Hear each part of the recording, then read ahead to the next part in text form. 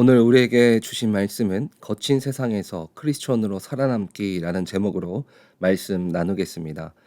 저희 가정이 미국 처음 왔을 때 LA 도착해서 지인 도움으로 며칠 있으면서 은행 어카운트도 만들고 또 드라이버 라이센스도 만드는 그런 시간을 가졌습니다.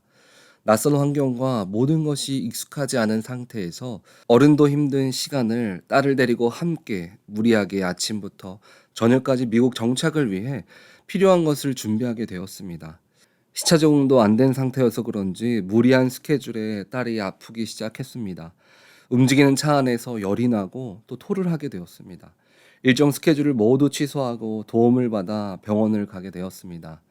아이를 안고 저희 부부가 병원을 가면서 눈물을 흘리면서 속으로 이 낯선 땅에서 내 힘으로 아이를 지킬 수 없다는 그 현실에 주님이 낫게 해달라고 얼마나 기도를 했는지 모릅니다.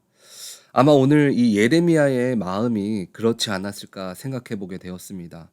이스라엘 백성들의 죄를 관찰하고 또 그로 인해서 심판을 받을 수밖에 없는 동족의 현실을 보면서 극심한 고뇌와 고통 가운데 있었습니다. 그리고 이 모든 것들이 하나님의 도우심과 구원의 희망이 없는 사실에 슬픔을 표현함으로 9장을 시작하고 있습니다. 그 슬픔의 크기를 오늘 본문 1절은 이렇게 이야기하고 있습니다. 어찌하면 내 머리는 물이 되고 내 눈은 눈물의 근원이 될고 죽임을 당할 딸 내 백성을 위하여 주야로 울리로다. 이 말은 현재 너무 슬피 울었기 때문에 눈물이 더 이상 나오지 않은 상태를 말하고 있습니다. 그래서 내 머리가 물이거나 내 눈이 눈물의 샘이었다면 죽임을 당하는 내 백성을 위해 눈물이 멈추지 않고 나는 밤낮으로 울었을 것이다 라고 이렇게 이야기하고 있는 것입니다. 더 이상 울 힘조차 없는 상태가 지금 예레미야의 상태인 것입니다. 그런데 반대로 그렇게 동족을 향해 슬퍼하던 예레미야는 이제 2절에서는 동족들을 피해서 운둔하고 싶은 마음을 이야기해주고 있습니다. 왜 이런 반대적인 마음을 1절의 차이로, 한 절의 차이로 갖게 되었을까요? 예레미야는 죄를 돌이키지 않는 동족에 대한 혐오감도 들었지만 한편으로는 심판받는 자신의 동족을 차마 볼 수 없었던 것이었습니다.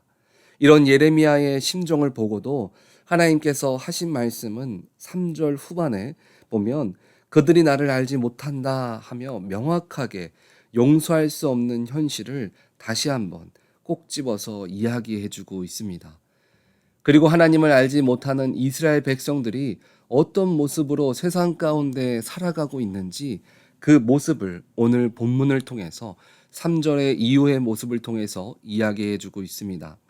3절에 여호와의 말씀이니라 그들이 화를 담김같이 그들의 혀를 놀려 거짓을 말하며 그들이 이 땅에서 강성하나 진실하지 아니하고 악에서 악으로 진행하며 또 나를 알지 못하느니라. 이 모습은 현재를 살아가는 우리들이 바라보는 세상의 모습과 동일한 부분들이 많이 있습니다. 주님이 없는 세상은 겉으로는 완전해 보이고 세상에 헛된 것이 전부인 것처럼 거짓된 모습으로 세상에 보여집니다. 그리고 가장 중요한 세상의 특징은 그 안에 주님이 없다는 것입니다. 그래서 그 사회는 육신의 기쁨은 있을 수 있지만 4절처럼 너희는 각기 이웃을 조심하며 어떤 형제든지 믿지 말라. 형제마다 완전히 속이며 이웃마다 다니며 비방함이라. 서로에 대한 신뢰가 없는 그런 사회라고 이야기하고 있습니다. 서로를 믿을 수 없고 남이 부족해야만 일어설 수 있는 사회를 이야기하고 있는 것입니다. 그렇다면 하나님이 없는 세상 속에서 우리가 믿음이 없다면 그곳에서 우리는 어떤 것들을 세상 가운데서 배우게 될까요? 5절 후반절을 보면 거짓말하기를 가르치고 또 악을 행하기에 지치지 않고 행하는 삶을 살아가게 되는 것입니다. 저는 위로 누나가 하나 있습니다. 근데 저희 누나가 대학을 졸업하고 처음 취업을 하게 된 곳이 건설 회사였습니다. 처음에는 집에서 가깝고 또 당시에 취업하는 것이 쉬운 일이 아니었기 때문에 일할 수 있다는 것이 너무나 좋았습니다. 그런데 시간이 지나고 회사에서 일하는 것들을 배우면서 마음 한편으로 지금 다니는 회사를 계속 다녀야 하나 하는 고민이 생기기 시작했습니다. 그 이유는 회사가 정직하게 운영되지 않았기 때문입니다. 회사는 누나에게 거짓으로 일하는 법을 가르치기 시작했습니다. 실제 지출과 다른 이 이중 장부를 작성하면서 회사 자금을 운영하는 것이었습니다. 처음에는 "이렇게 하면 안 되지 않냐?"라고 이야기하였지만 건설 회사 중에 이렇게 하지 않는 회사가 없다라는 것입니다. 취업하기 힘든 시기에 직장을 얼마 다니지 않고 이직한다는 것이 자신의 이력에 좋은 영향을 주지 못한다는 생각에 많은 고민을 하게 되었습니다. 하지만 누나는 기도하면서 정직하지 못한 것 때문에 일을 그만두게 되었습니다. 모든 세상이 다 그렇지는 않지만 때때로 세상은 우리에게 거짓으로 살아가도록 가르칩니다. 그리고 그 속에서 하나님과 멀어지게 하며 그 속에서 더 이상 하나님과 관계하지 못하도록 죄가 떠나지 않게 우리들에게 가득 차게 되는 것입니다. 그리고 더 이상 이 일들의 죄의식을 갖지 못하도록 당연히 해야 하는 관례나 문화라는 이름으로 죄를 포장해서 더욱더 죄를 가볍게 여기게 만듭니다. 이런 세상 속에서 우리는 믿는 자로 어떻게 믿음을 지키며 살아가야 할까요? 첫째는 눈물로 기도하는 자가 되어야 합니다. 이스라엘 백성들도 자신들에게 주어진 삶을 그냥 살았습니다. 그런데 영적인 문제가 생기기 시작했습니다. 세상에 살다 보니 하나님과 멀어지게 되었고 영적으로 믿는 자의 삶을 분별하지 못하는 일들이 일어나기 시작했습니다. 우리도 세상을 살아가면서 때로는 어려움도 겪고 기쁜 일도 겪습니다. 그런데 이스라엘 백성들처럼 세상을 살다 보면 그럴 수도 있지 하는 마음으로 살다가는 믿음을 온전히 지키지 못하게 된다는 것입니다. 그런데 세상 속에서 영적인 삶을 지키는데 왜 기도를 해야 할까요? 마가복음 9장 29절을 보면 이르시되 기도 외에는 다른 것으로는 이런 종류가 나갈 수 없느니라 하시니라. 기도 외에는 영적인 능력이 나타나지 않기 때문입니다. 기도를 통해 죄를 이길 수 있게 되고 세상의 유혹 속에서 이길 힘을 우리가 얻을 수 있기 때문입니다.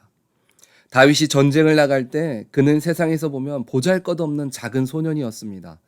그러나 만군의 여호와의 이름으로 기도하며 나아갔을 때 세상이 말하는 최고의 군인인 골리앗을 쓰러뜨릴 수 있었습니다. 기도는 우리가 이 땅에서 크리스천으로 승리하는 삶을 살아가게 해주는 영적인 무기입니다. 그래서 오늘 성경에서 얘기하는 사람을 죽이고 거짓된 혀가 아니라 하나님의 힘을 얻어 나아갈 수 있는 기도하는 입술이 우리의 입술이 돼야 하는 것입니다. 그리고 세상 속에서 믿음을 지킬 수 있는 두 번째는 12절을 보니까 지혜가 있어야 합니다. 성경은 지혜 있는 자를 잠언 9장 10절을 보면 이렇게 이야기합니다. 여호와를 경외하는 것이 지혜의 근본이요 거룩하신 자를 아는 것이 명철이니라. 우리는 세상의 삶 속에서 매 순간 주님을 경외하는 자의 모습으로 살아가야 합니다. 세상을 분별하는 것은 믿는 자의 길을 선택하는 삶을 늘 살아가는 것입니다. 주님이 보시기에 기쁜 삶, 우리의 행동과 말 속에서 주님이 나타날 수 있도록 하나님에 대해서 더 자세히 알아야 합니다. 그것이 바로 지식의 근본입니다. 이 지식은 예배와 말씀 가운데 주님을 알아갈 수 있습니다. 주일의 예배가 그저 지나가는 일주일 중 하루가 아니라 하나님을 깊이 알아가는 시간이 되어야 합니다. 세상 속에서 믿음을 지킬 수 있는 세 번째는 순종과 행함이 있어야 합니다. 오늘 본문 13절에 하나님의 말씀에 순종하지 않고 그대로 살아가지 않았기 때문에 죄를 이기지 못하는 삶을 살았다라고 이야기하고 있습니다.